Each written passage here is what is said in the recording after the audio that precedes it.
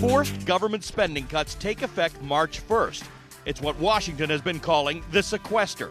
It's a stupid name for a stupid thing. These cuts are not smart. They are not fair. They will hurt our economy. They will add hundreds of thousands of Americans to the unemployment rolls. This is not an abstraction. People will lose their jobs. You've heard the big numbers. $1.2 trillion in cuts over 10 years. $85 billion this year.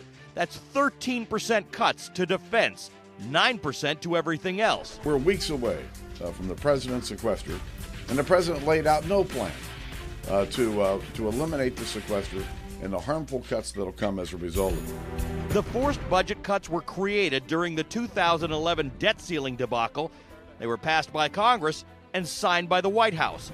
A worst-case scenario that would be so bad it would force lawmakers to make a deal. Now it's become a poison pill that the nation may have to swallow beginning March 1st. And if it happens, 70,000 children kicked off Head Start programs, putting more than 14,000 teaching and staff jobs at risk. Fewer inspections for things like horse meat in your burgers. Cuts to mental health programs mean almost 400,000 seriously mentally ill people will go untreated.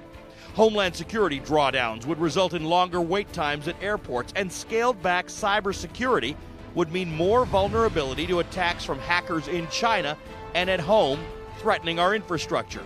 Furloughs and layoffs would affect more than 800,000 workers in the defense industry at the same time that North Korea is testing a nuclear bomb. Cuts at the IRS would mean fewer tax return reviews and longer waits to get refunds.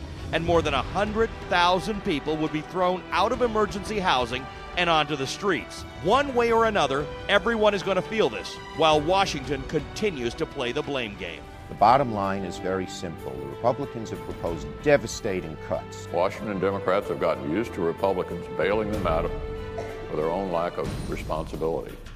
Ali Velshi, CNN, New York.